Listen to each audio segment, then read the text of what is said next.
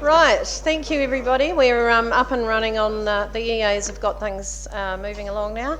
So I'd just like to welcome you all to this meeting of Community Services on 2nd of March. We have no apologies, we are all here.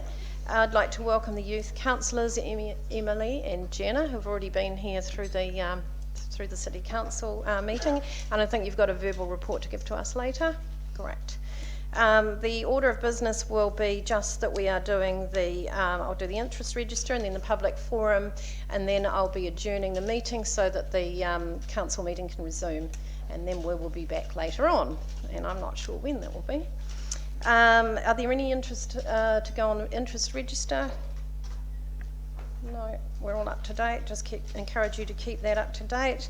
And we're straight on to item 4. So Mary Ellen O'Connor and Hilary Mitchell from Voice Nelson are going to come and talk to us about the housing strategy. Are they in the gallery? Oh no, we haven't. We've got someone else.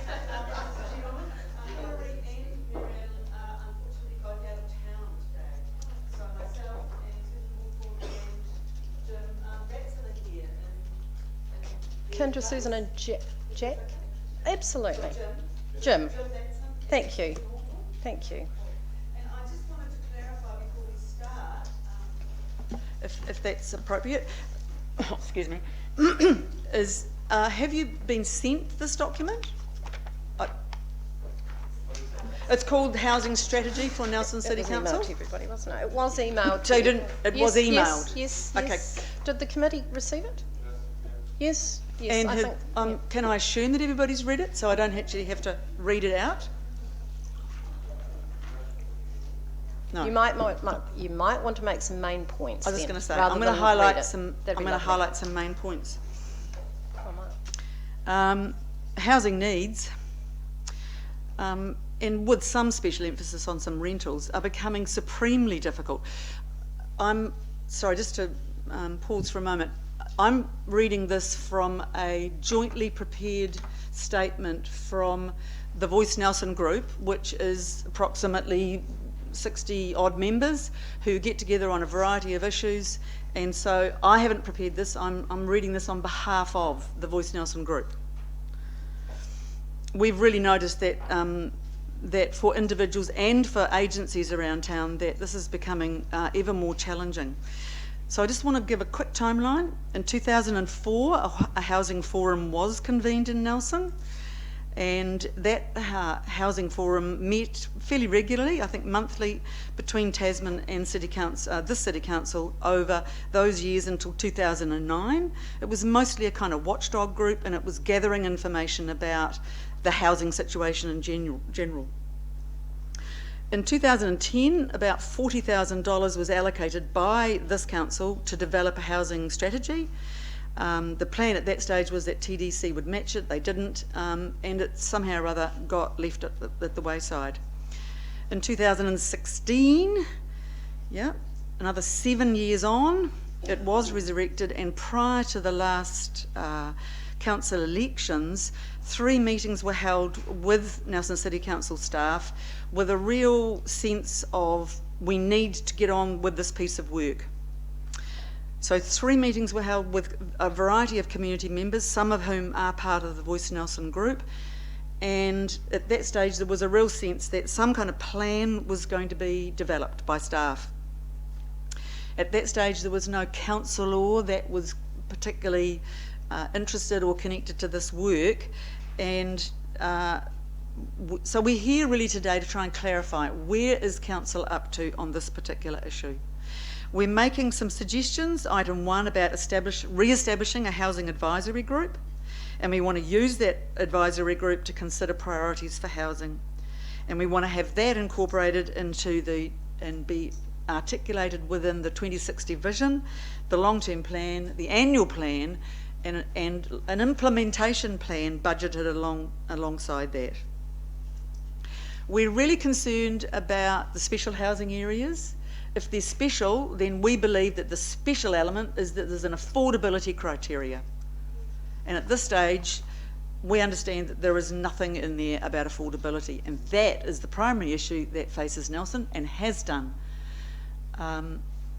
some of this early work around the social wellbeing policy, social wellbeing report that was written in 2002 articulated a lot of the challenges around housing need.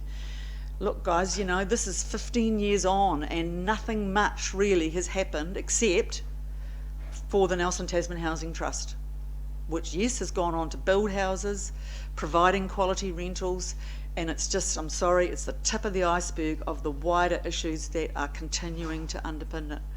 And as a member of one of the agencies around town, I can tell you almost every day at our organisation, and I can name at least 4 or 5 others, Salvation Army, St Vincent de Paul, Nelson Women's Centre,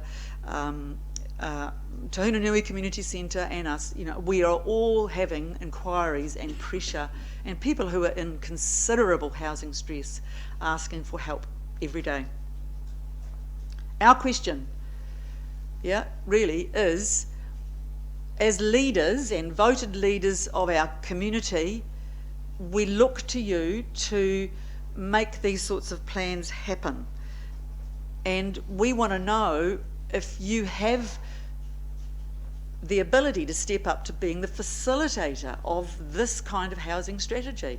We see your role as the facilitator of all of the stakeholders that are involved in housing, of which council is one part. But we need that wider plan, and not just a plan to articulate the problem that's been really well described over all of those 15 years. We need now an implementation plan of some things that we can begin to activate, especially if it's linked into the 2060 plan and we have a longer term vision about what our whole housing would look like then. Any questions to any of us? Councillor Courtney. Thank you, Kindred. You said right at the outset, item 1 there, you said re-establish a housing advisory group. Re-establish, you said.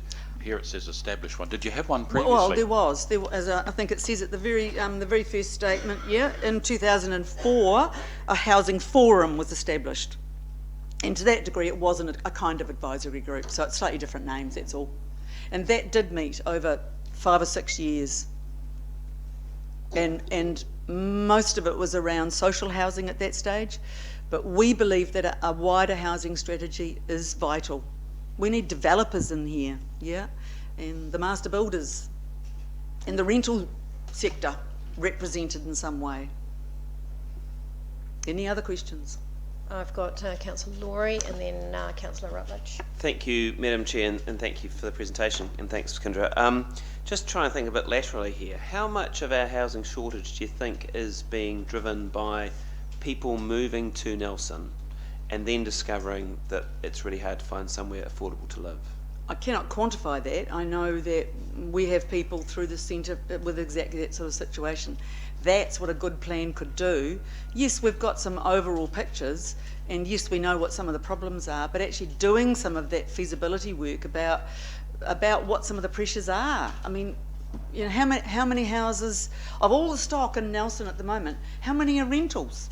I can't clutch that figure out of the air. Frankly, I'm sorry guys, but I think you should be able to. And you need briefing about this stuff. We need to know a whole lot more of those really real statistics. And what percentage of people are coming in here are struggling to get housing. So, you know, I've got a family of 3, you know, going up the Maitai tonight. They've been in the emergency housing for 2 weeks. They've got nowhere else to go. Well, they're waiting now for a house, possibly. You know, it's like endless stories. 2 quick follow-up questions through the Chair, if that's okay. Without wanting to identify these people, can I ask the people that you're talking about right now, are they people who were in Nelson and then lost their accommodation, or are they people who have come to Nelson seeking accommodation? They've been in Nelson forever. They've been moved on from the property that they're in on the grounds that maintenance needs to be done. And I can name 5 off the top of my head in the last month that have had exactly the same situation just prior to school starting, all got children, and have been given notice saying we need to move you on, mostly under the guise of we need to do maintenance on the house.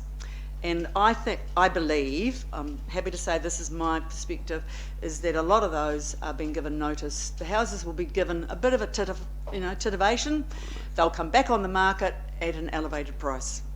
My last Thank question. you. Yes, and Just I'm very going to quickly. ask councillors to keep their questions very succinct because we are under a very tight time frame. Thank you, Madam Chair. So, through the Chair, how much of what we're seeing is actually being driven by the ridiculous situation that we now find in Auckland in terms of lack of affordable housing? Is the Auckland thing a big driver in the problems that we have here?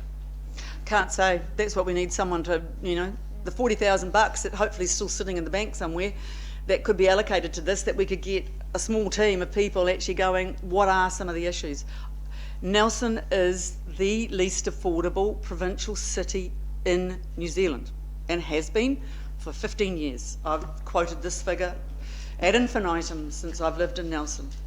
We are the least affordable provincial city after Auckland and Queenstown and now Wellington. They're all big cities, they've all got very particular housing stresses. We have some very particular housing stresses and it's getting worse and it's fast going down the track that Auckland has arrived at. Kendra, can we move on to, because I've got about 4 or 5 people, so we need to keep... Councillor Rutledge, thank you. Thank you, Madam Chair. Two quick questions. I think you've said in your own words here that the housing forum was convened and it ran for 5 years and there was very little action. It appears, if I'm reading this correctly, that you're advocating reconvening something that didn't deliver anything much in 5 years. Why? Because I think there's a key, that's a really good question, Mike. One of the key things about that group was that it didn't have all the stakeholders. It really only had social agencies, government, representation from here. But we need to bring a whole system idea to this, a whole system perspective on it. We didn't have the whole system in there. It ended up just tracking stats of how many people were in the Nelson. Yeah, that's part of the issue. This housing group that we're suggesting you convene has to have as many of the broader stakeholders who have all got an investment in housing. Hello, if we haven't got a place to put our head at night, we don't do very well in our world. It's a primary need after food on our table 3 times a day. Thank you. That answers the question nicely. And it's just vital. Second the composition of this group. question was to the point you just raised about landlords doing maintenance and improvements on their housing, which would appear to be exactly what we want to encourage. Do you accept that that is inevitably going to increase the price of those rentals, and that it's probably not council's business to set maximum limits on those sorts of things for private landlords? I don't want to get into that kind of conversation because that's part of the challenge. It is a private market. However, there's a whole lot of other provision that could be developed which would take the pressure off those situations. Thank you, Councillor Rutledge. Look, I'm going to have to make it very snappy. If you could make your answers a little bit more precise. Housing is a really, really complex issue. All we're asking for is a mandate from council to say, yes, Mr. Ward, you lead the team, or whoever else is going to do this, but housing is a vital part of our world. That's all you have to do. 3 more people who want to ask questions, so if we could do those. Are you happy to carry on? The Mayor? Thank you, Madam Chair. I actually want to comment on this, so it's not a question, so you're going to allow some... Yes, thank you. I'll come back to you at the end. Councillor Fulton? Thank you for coming in and presenting, Kendra. I had a question around Richard Popenhagen and his role as the Sustainability Advisor. I understand that he has done quite a lot in terms of looking at warming up homes and with insulation and just going out and trying to support the community. How successful do you feel that's been in terms of getting to those in most need? I have no idea. I don't know what the scope of his work is. We recommend him to lots of people. We've had conversations and we've had him at workshops, you know, at different times of events. So when you recommend him to people take up that offer Yeah, and get it's a him free in? service, So it's fantastic. he's going into people's homes Absolutely. and a landlord's Vital service. A landlord's taking up his advice and actually doing what they should be doing to homes? Have no idea. Okay. Thank you. And final question from Councillor McGurk, and then followed by the Mayor. Yeah, thank you, Madam Chair. Thank you, Kendra and Susan, Jim, for your passion and that you're showing about this. In terms, you talk about an advisory group, you talk about affordability issues, housing quality, access to social and community housing, and planning for the future. Are you able to sort of rank which is the highest priority in terms of your perspective? Which would be ranked tops? That's the challenge. It's such a complex area. Well, where do you think a council should focus first? I think you need to develop some kind of way to facilitate as many of the different stakeholders to get in the room and go, okay guys, we need an affordability housing plan. What's your part going to be in it? And we need as many stakeholders across, because otherwise we're just going to end up in the situation we did with the advisory forum, which is we track what has happened rather than saying this is where we're going and this is how we're going to get there. Okay, thank you. And finally, the Mayor. Thank you.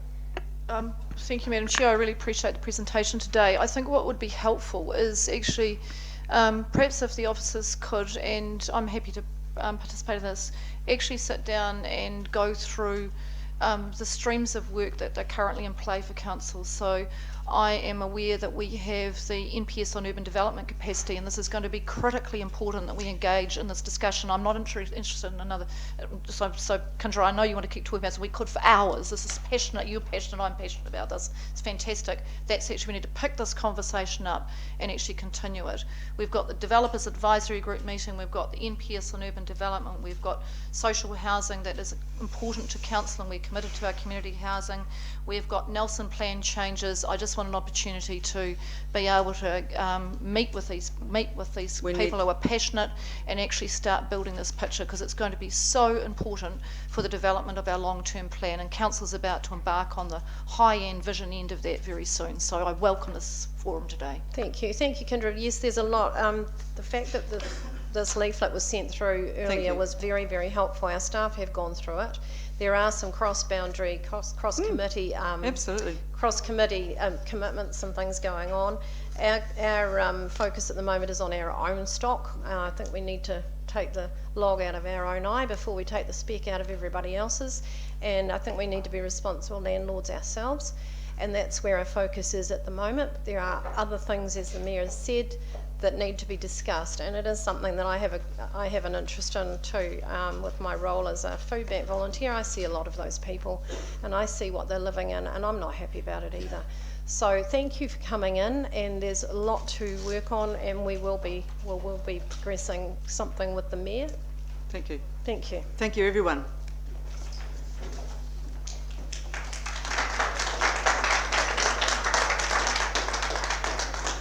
Thank you. Our next public forum is, we've got Graham O'Brien from the Men's Shed, and I think someone else is going to speak with you, Graham. Come on down. John, thank you.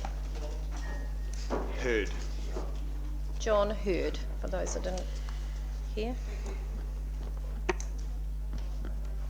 Graham, you've got 10 minutes, including questions, so it's up to you how you want to use that 10 minutes. Okay, thanks. Thank you, Council. Thank you, Councillor Noonan, for allowing me to speak today. The Men's Shed, I've spoken a couple of times before, and I hope that, well, in one way or the other, it'll be the last time I speak. What is a Men's Shed about? Well, the first thing people obviously think of is men. However, men's health is more to the point. Some of the latest stats on men's health shows how much work there is to be done. Whether it be physical health or mental health, men, it seems, are not good at seeking help when needed, nor taking help when offered. Kind of like getting directions. We seem to wait for too long to avert the worst happening. The reasons for this are many and varied. However, one point that keeps getting brought up is the lack of services run for men where men feel comfortable enough to address issues that are affecting their lives. Men's Shed goes a long way to meet that need. When I wrote this presentation, I ended up with a huge novel. Once I had put all the benefits for men, the community, any partner organisations, other non-profit groups, Men Shed Can Help, youth, Māori, women, and all that the Men Shed Wakatū Committee has achieved to date, it would be far too long for this public forum. So I asked myself, if I wrote why council wouldn't support a men's shed, I would surely have a much shorter list to speak about, and I found it was short. In fact, I could not think of one reason why council wouldn't support the establishment of a men's shed in Nelson. So I thought it'd be better to let the councillors have time to ask questions so that any concerns they had could be expressed and addressed. Today is not only Men's Shed's Wakatū last chance, but also Nelson Council's, for today is your last chance to show your understanding and commitment to the men of this city. A men's shed would thrive in Nelson, as it has in Waimea, and has shown any organisation that it partners with enjoys enormous benefits. One board member of the Richmond Showgrounds commented that they didn't know how they could get along, how they could have survived before Men's Shed came along, which is why council should partner founders and Men's Shed together. Nelson has a much more diverse population than most, and a men's shed can cater to all of these different groups' needs, from helping refugee men understand workplace English, creating a sense of belonging, learning good health and safety practices in the workplace, providing a place for people with different disabilities to participate, women who wish to learn home handyman skills or build something with their children, or to help those men whose children expect them to have every building skill under the sun, to providing youth with a place to learn skills that could be used to gain confidence, employment and respect for the knowledge of the older generation. For let's not forget that the group is the backbone of the men's shed, the old guys, the guys that know how to do nearly everything or know someone that can, men that have downsized and now don't have a shed to escape to when their house becomes too small. In fact, one such gentleman who now finds himself in this very situation has offered his whole woodworking shed that is now in storage if we get a shed. And in fact, if we had a shed tomorrow, I'd have it filled with machinery and tools ready to use by next week. That's how much is sitting, waiting for us to use. And as I say, and also I'd like to address the very few people that say a men's shed should be only for one group of the community. I feel that they do not only a disservice to the community, but to the shed itself, as it is through our diversity that we become stronger, and that only by accepting all groups and ages and finding a way to exist together, we will get the maximum use for a shed for the benefit of all. Isn't it the aim to be inclusive of all, not exclusive for a few?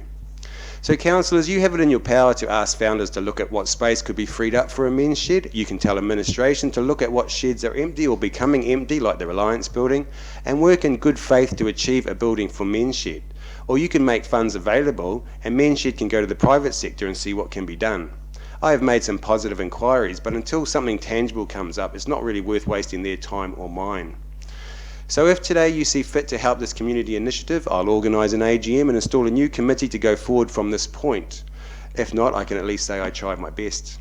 However, I respectfully ask that I not be advised to put in for the upcoming community funding round, as I refuse to compete with those who already work so hard with so little in the community, and I struggle to hold my tongue at the amount allocated to community groups compared to others.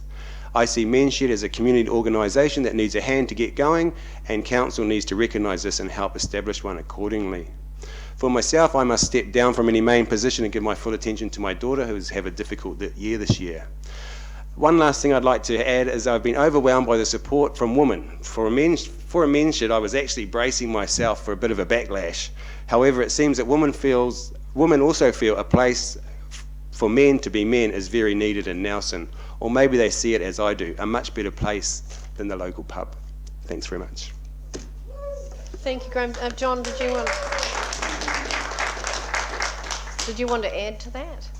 Yes, I didn't have much of a chance to talk to Graham beforehand, so I've just gone through and chopped out most of what I was going to say, because basically a lot of it's an agreement. But if I could just say, I apologise at the start that if I don't sound terribly clear about this, it's just not my natural environment, and this is the first time I've felt enthusiastic enough to actually join a committee, so if I break any of the protocols, I apologise.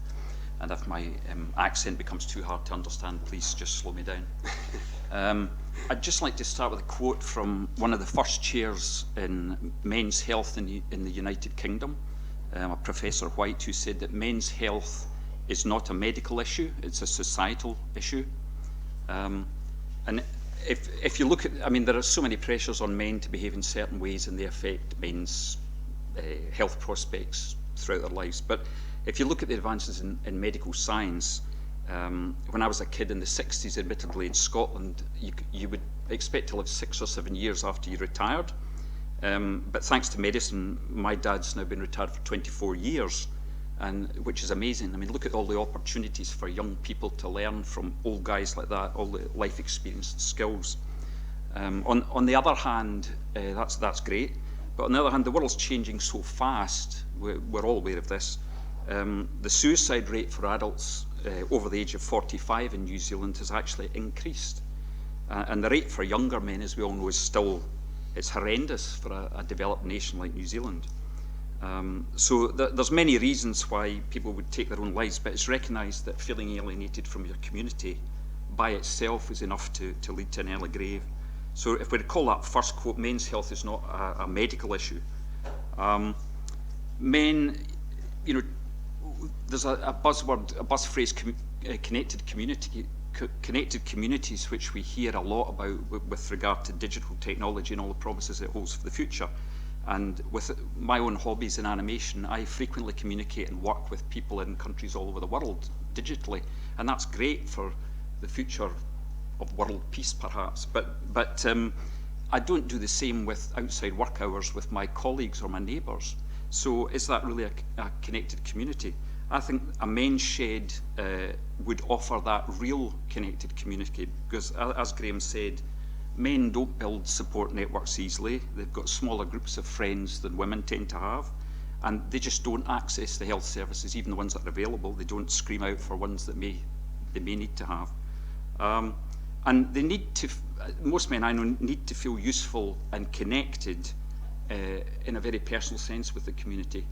And once you've left employment, or if you've never had the chance to be employed, it's hard to do that. It's hard to feel connected. Maori recognised this need for connectedness in the concept of Turanga Waiwai, which is a place where we feel especially powered and connected.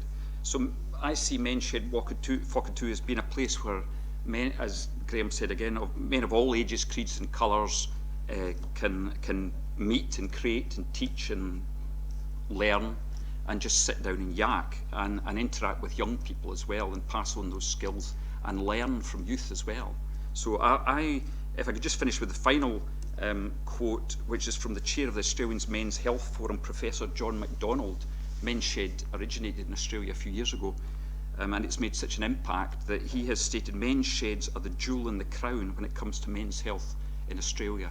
So I respectfully ask that serious consideration is given to assistance to Men's Shed Whakatū. Thank you, John. And we've probably gone over time, I don't know, but we have got 2 councillors with questions, and the first one is Councillor Walker.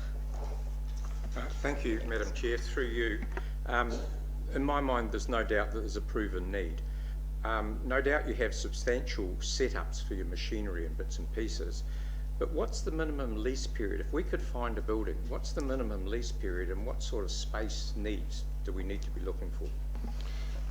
I'd just say the bigger the better, because we've seen that whenever a men's shed gets established, it runs out of room pretty damn fast. I think that within a year you would see some really benefits. I'd look at 3 years, and the men's shed should be paying its own way.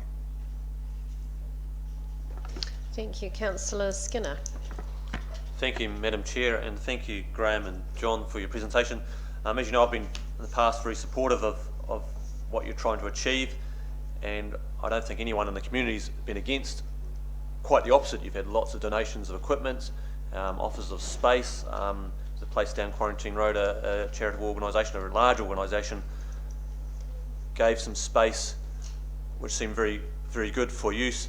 My puzzlement is how come that hasn't worked out, and how come with all the support you haven't been able to get a functioning, running spot fell through? Thank you, Councillor Skinner. Habitat asked that they could have their room back, it needed quite a lot of work, and I put in a few months of getting all the materials together, which were donated from a company down the port that was to line the inside, and actually Reese Odie from Lambrettas gave us all the tin to outline the outside, so I had it all ready to go.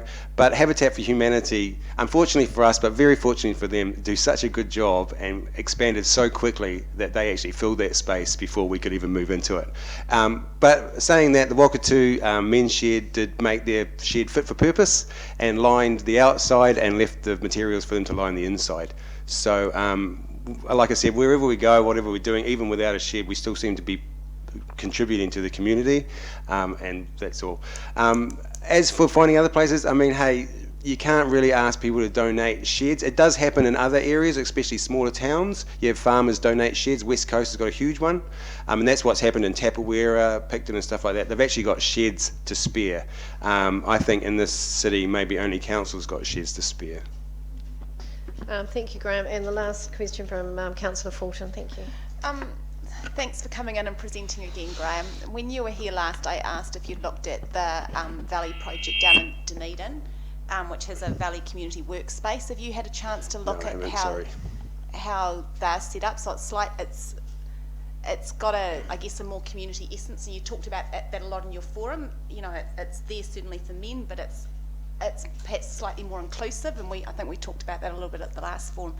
So I guess I just wonder if you could look at that model of a community workspace. Sure. And have you looked at the Reliance building as an option in terms of a place to go? Sure. You have looked at that with staff? I have looked at the Reliance building quite a while ago when the shooting guys went in there. Yeah, and what was the... It's fantastic. It'd be fantastic. I should imagine it'd be a lot better since they've been in there. I think they put quite a lot of work into it as well themselves. So I haven't been back since they've finished in there. So that's a building you'd see as having potential? Oh, definitely. And just on that point of community spirit, I mean, it's hard to get away with the men's shed has a very quite idea of what the men's shed is, but usually, you know, it's not quite in a community that's quite so diverse. And I would actually look at running, trying to set up subcommittees of women, youth, Māori, so that we can work out how we can I guess in my mind then, if you look at an overarching name, which is something like a community workspace, I completely support the essence of what you're doing, but I do think that in our past conversations there was an impression created that not all men wanted to work with all communities, and so I think it's important that if that's what your intentions are, that perhaps the community workspace. Sure, but I think you'd spread it out over days, like you'd have a woman's day. Thank you. We're going to have a final word from Councillor Matheson, and then we'll move on. Thank you. G'day, Graham. Are you doing any work with the community centres like Te Hunanui and Victory? The reason I ask you that is because I've been quite involved in the Te Hunanui Community Centre and setting it up, and they have been looking for guys to interrelate with young families and things. Sure. I mean, we've really got to set a men's shed as a men's shed, I feel, and then branch into whatever other avenues come available. And there is one, like Chris Allison's mentioned, that he would like to see a men's shed, part of a men's shed, go out to the get moving space. But I don't think it's a good idea to diverse from the main principles before something is set up and going, so we have a good solid foundation to work from. So then you can do outreach type stuff. Yes, but I mean, we need the tools set up, and we can't really go into many other spaces because we can't set up the tools and have them sit there forever, because we'll take over whatever space we have. Thanks. Thank you.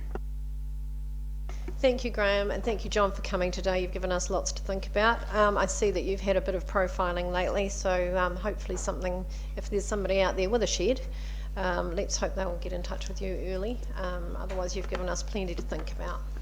Thank you very much. Councillor Noonan, will this be actually debated or any further from here, or is this just basically a listen-only spot? It's a public forum, it's just to hear from you. Yes. So actually, what I was asking for was that council make a decision, because otherwise, if there's no decision, if council doesn't think that they can support it in any way, I'm actually going to pull pin on it. Mr. O'Brien, we can't make decisions unless we have a paper, unless we've got some advice. There's some work that would have to be done in that. I don't know if Mr. I've just been through 3 months of stalling and obfuscation on this very topic.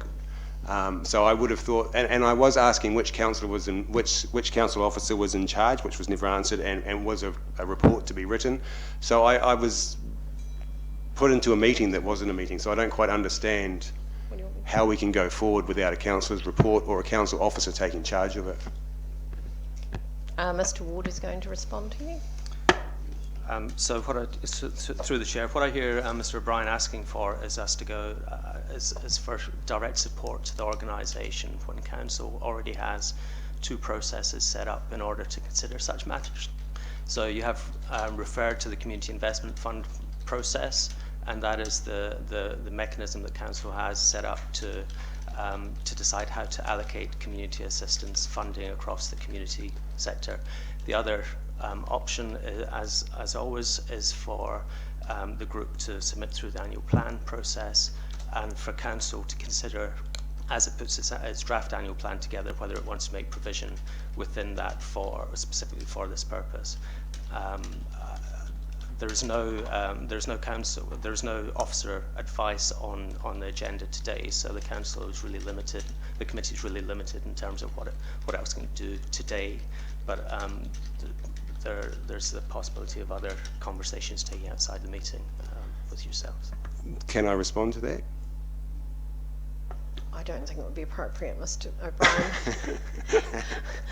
No, it wouldn't. I think that I would encourage the annual plan process myself if it was me. But look, thank you for coming in, and if you leave it there, I think we've got plenty to consider and to think about, which is a good help for you at this point. Thank you. I'd just like to say that after watching the annual plan workshop, I actually have no confidence in the process whatsoever. Thank you very much. Thank you, Mr. O'Brien. And I'm now going to adjourn the meeting so that the council meeting can resume. Do I need to do I have to? I can just do